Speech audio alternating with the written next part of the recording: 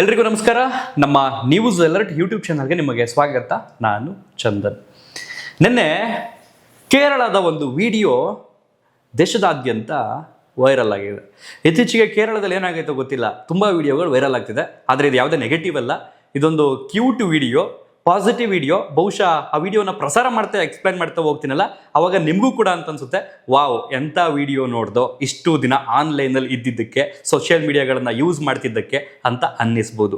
ಯಾವುದು ಆ ವಿಡಿಯೋ, ಏನಿದೆ ಆ ವಿಡಿಯೋದಲ್ಲಿ, ಎಲ್ಲವನ್ನು ಕೂಡ ವಿವರವಾಗಿ ಎಕ್ಸ್ಪ್ಲೈನ್ ಮಾಡ್ತಾ ಹೋಗ್ತೀನಿ. ಅದಕ್ಕೂ ಮೊದಲು ಯಾರಾದರೂ ಹೊಸಬರು ನಮ್ಮ ಚಾನಲ್ಗೆ ಮೊದಲ ಬಾರಿಗೆ ಭೇಟಿ ಕೊಟ್ಟು ಈ ಒಂದು ವಿಡಿಯೋವನ್ನು ನೋಡ್ತಾ ಇದ್ರೆ ಸಬ್ಸ್ಕ್ರೈಬ್ ಮಾಡ್ಕೊಳ್ಳಿ, ಪಕ್ಕದಲ್ಲಿರ್ತಕ್ಕಂಥ ಬೆಲ್ ಐಕಾನನ್ನು ಕ್ಲಿಕ್ ಮಾಡಿ. ನೀವು ಬೆಂಗಳೂರಿನಲ್ಲಿ ಎಲ್ಲಾದರೂ ಒಂದು ಕಡೆ ಗಮನಿಸಿರ್ತೀವಿ.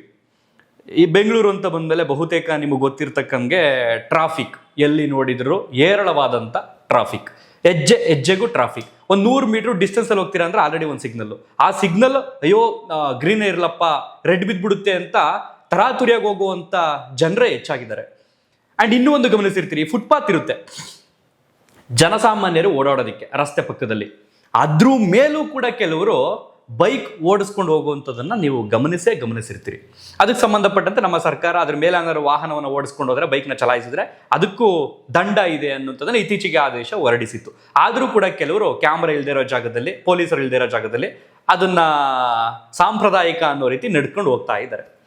ಅಂಥದ್ದೊಂದು ಘಟನೆ ಸೇಮ್ ಡಿಟೋ ಇಲ್ಲಿ ಹೆಂಗೆ ನಡೆದೈತೆ ಹೋಯ್ತಾರೆ, ಅದೇ ರೀತಿ ಅಲ್ಲಿಯೂ ಕೂಡ ಒಬ್ಬ ವ್ಯಕ್ತಿ ಕೇರಳದ ಕೋಸಿಕೋಡ್ನ ಎರಂಜಿಪಾಲಂ ಅನ್ನುವಂಥ ಒಂದು ಜಾಗದ ಸಿಗ್ನಲ್ ಬಿದ್ದಿರುತ್ತೆ.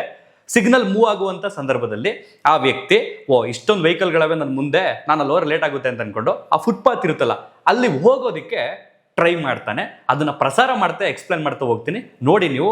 ತುಂಬ ಮಜವಾಗಿದೆ ವಿಡಿಯೋದು. ಸೊ ಈಗ ನೀವು ಗಮನಿಸ್ಬೋದು, ಸಿಗ್ನಲ್ ಬಿದ್ದು ಈಗ ಗಾಡಿಗಳು ಮೂವ್ ಆಗ್ತಿದೆ. ಸೊ ಈಗ ಮತ್ತೆ ಸಿಗ್ನಲ್ ಬೀಳ್ತು. ಈಗ ಒಬ್ಬ ವ್ಯಕ್ತಿ ಆ ಸಿಗ್ನಲ್ ಬಿದ್ದಿದ್ದ ಕಾರಣಕ್ಕೆ ಆ ಆಕ್ಟಿವಾ ಗಾಡಿ ತಗೊಂಡು ಫುಟ್ಪಾತ್ ಬಂದ. ಒಬ್ಬ ಅಜ್ಜಿ ಬಂದು ನಡಿ ಹಿಂದಕ್ಕೆ ಅಂತ ಸ್ವ್ಯಾಗಲ್ಲಿ ಹೇಳ್ತಿದೆ ಅಜ್ಜಿ. ಆ ಅಜ್ಜಿ ಆಟಿಟ್ಯೂಡ್ ಅಂತ ಮಸ್ತ್ ಆಗಿದೆ ನೋಡಿ. ಈಗ ನಡಿ ಹಿಂದೆ ಹೋಗ್ಬೇಕು, ಈ ದಾರಿಯಲ್ಲಿ ನೀನು ಬರಂಗಿಲ್ಲ ಹೋಗು ಅಂತ ಅಜ್ಜಿ ಹೇಳ್ತೈತೆ. ಅವನು ಕೂಡ ಅಜ್ಜಿನ ಇಲ್ಲ ನಾನು ಹೋಗ್ಲೇಬೇಕಿಲ್ಲಿ ಅಂತ ಹೇಳ್ತಾ ಇದ್ದಾನೆ ಅವನು.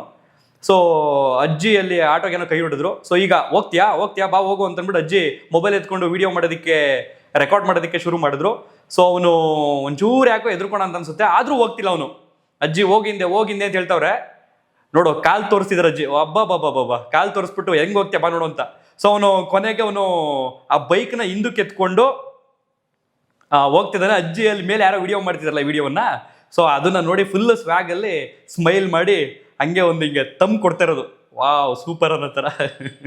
ಸೊ ಇತ್ತೀಚೆಗೆ ನಾನು ನೋಡಿದಂಥ ಸೋಷಿಯಲ್ ಮೀಡಿಯಾದ ವಿಡಿಯೋಗಳಲ್ಲಿ ಈ ಒಂದು ವಿಡಿಯೋ ತುಂಬ ಇಷ್ಟವಾಯಿತು. ಕೆಲವರು ಅನ್ಬೋದು ಏನು ಸ್ಪೆಷಲ್ ಇದರಲ್ಲಿ ಅಂತ. ಸೊ ಸಂಚಾರಿ ನಿಯಮಗಳನ್ನು ಉಲ್ಲಂಘನೆ ಮಾಡಬೇಡಿ ಅನ್ನುವಂಥದ್ದು ಒಂದಿದೆ. ಸೊ ಪೊಲೀಸರೇ ಕಂಟ್ರೋಲ್ ಮಾಡಬೇಕು ಇದೆಲ್ಲವನ್ನು ಕೂಡ ಅನ್ನುವಂಥದ್ದೇನಿಲ್ಲ. ಈ ಸಿವಿಕ್ ಸೆನ್ಸ್ ಅಂತ ಹೇಳ್ತೀವಿ, ನಾಗರಿಕ ಪ್ರಜ್ಞೆ ಅಂತ. ಅಂದರೆ ನಮ್ಮ ಜವಾಬ್ದಾರಿಯೂ ಕೂಡ ಹೌದು. ಸೊ ಆ ಅಜ್ಜಿ ಹೆಸರು ಬಂದು ಏನೋ ಕೇಳ್ಬಿಟ್ಟನಪ್ಪ, ಮರ್ತೋಗ್ಬಿಟ್ಟೆ ಅಜ್ಜಿ ಹೆಸರನ್ನ. ಚೆನ್ನಾಗಿದೆ ಅಜ್ಜಿ ಹೆಸರು, ಪ್ರಭಾವತಿ ಅಂತ ಅಜ್ಜಿ ಹೆಸರು. ಸೊ ಮೋರ್ ದೆನ್ ಅಜ್ಜಿಗೆ 65-70 ಇಯರ್ಸ್ ಆಗಿದೆ. ಸೊ ಆ ಅಜ್ಜಿಗೆ ಆ ಇಳಿ ವಯಸ್ಸಿನಲ್ಲಿ ನಮಗಿಲ್ದೇ ಇರತಕ್ಕಂಥ ಸಿವಿಕ್ ಸೆನ್ಸ್ ಇದೆಯಲ್ಲ, ಸಾಮಾಜಿಕ ಪ್ರಜ್ಞೆ ಇದೆಯಲ್ಲ, ನಾಗರಿಕ ಪ್ರಜ್ಞೆ ಇದೆಯಲ್ಲ, ಇಲ್ಲಿ ಹೋಗ್ಬಾರ್ದು, ಇಲ್ಲಿ ಹೋದ್ರೆ ತಪ್ಪಾಗುತ್ತೆ, ಇಲ್ಲಿ ಮಕ್ಕಳು ಹೋಗ್ತಿರ್ತೇವೆ ಶಾಲೆ ಮುಗಿಸ್ಕೊಂಡು, ವಯಸ್ಸಾದವ್ರು ಬರ್ತಿರ್ತಾರೆ, ನೀನು ಹಿಂಗೆ ಹೋಗ್ಬಿಟ್ಟೆ ಅಂತಂದ್ರೆ ಅವ್ರು ಆ ಕಡೆ ಈ ಕಡೆ ಎಲ್ಲಿ ಹೋಗ್ಬೇಕು ಅನ್ನುವಂಥ ಪ್ರಶ್ನೆ ಮಾಡುವಂಥ ಮನಸ್ಥಿತಿ ಐತಲ್ಲ, ಆ ಮನಸ್ಥಿತಿ ನಮಗೂ ನಿಮಗೂ ಬರಬೇಕು. ಆ ಕಾರಣದಿಂದನೇ ಆ ವಿಡಿಯೋ ಅಷ್ಟೊಂದು ಕ್ಯೂಟ್ ಆಗಿರ್ತಕ್ಕಂಥದ್ದು. ಸಮಾಜಕ್ಕೆ ಆ ಅಜ್ಜಿ ಮೂಲಕ ಕೋಟ್ಯಾಂತರ ಜನಕ್ಕೆ ಆ ವಿಡಿಯೋ ತಲುಪಿದೆ. ಒಂದು ಇನ್ಸ್ಟಾಗ್ರಾಮ್ ಪೇಜ್ನಲ್ಲಿ ಆ ವಿಡಿಯೋ ನಿನ್ನೆ ಬೆಳಗ್ಗೆ ರಿಲೀಸ್ ಆಗುತ್ತೆ. ರಿಲೀಸ್ ಆಗಿ ಈ ಕ್ಷಣದವರೆಗೆ ಬಹುತೇಕ 3 ಕೋಟಿಗೂ ಹೆಚ್ಚು ಜನ ಆ ಒಂದು ವಿಡಿಯೋವನ್ನು ನೋಡಿ ಪ್ರಶಂಸೆಗಳ ಸುರಿಮಳೆಯೇ ಬರ್ತಿದೆ ಅಜ್ಜಿಗೆ. ಅಜ್ಜಿ ನಿಮ್ಮ ಥರ ನಾವು ಕಲಿಬೇಕು, ನಿಮ್ಮ ಫ್ರೆಂಡ್ಶಿಪ್ ಮಾಡಬೇಕು ಅನ್ನಿಸ್ತೈತೆ ಅಜ್ಜಿ.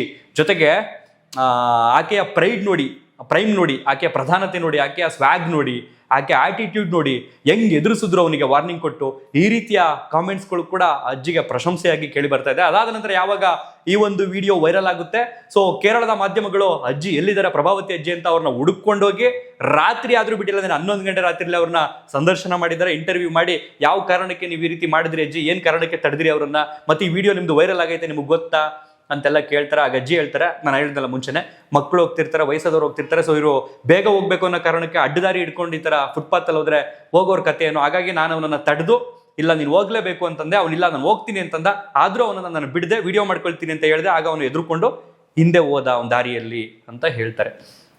ಸೊ ಇದು ಕೇರಳದ ಅಜ್ಜಿಗೆ ಸಂಬಂಧಪಟ್ಟಂತೆ ಒಂದು ಸ್ಪೆಷಲ್ ವಿಡಿಯೋ ಆಗಿತ್ತು. ಇಷ್ಟು ದಿನ ಬರೀ ಅಲ್ಲಿ ಅದು ಸತ್ತಂದ್ರೆ ಇಲ್ಲಿ ಇದಾಯ್ತಂತೆ ಅಲ್ಲಿ ಅದಾಯ್ತಂತೆ ಅಂತೆಲ್ಲ ಹೇಳಿ ಹೇಳಿ ಸಾಕಾಗಿತ್ತು. ಸೊ ಒಂದು ಒಳ್ಳೆ ಮಾಹಿತಿ. ಈ ಮಾಹಿತಿಯ ಸಾರಾಂಶ ಏನು ಅಂತಂದ್ರೆ, ನೀವು ಈ ಅಜ್ಜಿಯಲ್ಲಿರ್ತಕ್ಕಂಥ ಸಿವಿಕ್ ಸೆನ್ಸಲ್ಲಿ ಒಂದು 5% ಆದ್ರೂ ಅಡಾಪ್ಟ್ ಮಾಡ್ಕೊಬೇಕು, ನಮ್ಮ ಜೀವನದಲ್ಲಿ ಅಳವಡಿಸ್ಕೊಬೇಕು.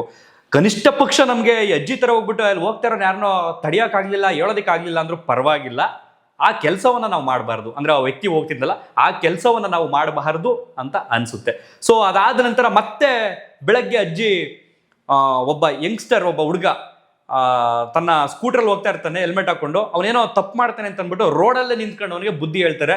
ಆ ವಿಡಿಯೋ ಕೂಡ ಇವತ್ತು ಬೆಳಗ್ಗೆ ವೈರಲ್ ಆಗಿದೆ. ಪಬ್ಲಿಕ್ ಎಲ್ಲ ಆಲ್ರೆಡಿ ಅಜ್ಜಿ ವೈರಲ್ ಆಗಿದ್ರಲ್ಲ, ಆ ವೈರಲ್ ಅಜ್ಜಿ ಮತ್ತೆ ನೋಡಿ ಹೆಂಗೆ ಬುದ್ಧಿ ಕಲಿಸಿದ್ದಾರೆ ಅಂತ ಅವನು ಆ ಅಜ್ಜಿಗೆ ಕ್ಷಮೆ ಕೇಳಿ ಅಲ್ಲಿಂದ ಹೊರಡ್ತಾನೆ. ಸೊ ಹಾಗಾಗಿ ಸಿವಿಕ್ ಸೆನ್ಸ್ ಅನ್ನುವಂಥದ್ದು ಸರ್ವರಲ್ಲೂ ಇರಬೇಕು, ಪ್ರತಿಯೊಬ್ಬರಲ್ಲೂ ಇರಬೇಕು. ಆವಾಗ ಸಮಾಜ ಕರೆಕ್ಟಾಗಿ ಉದ್ಧಾರ ಆಗುತ್ತೆ. ಸಮಾಜ ಸರಿ ಇಲ್ಲ, ಸಮಾಜ 3 ಅಕ್ಷರ ಐತೆ.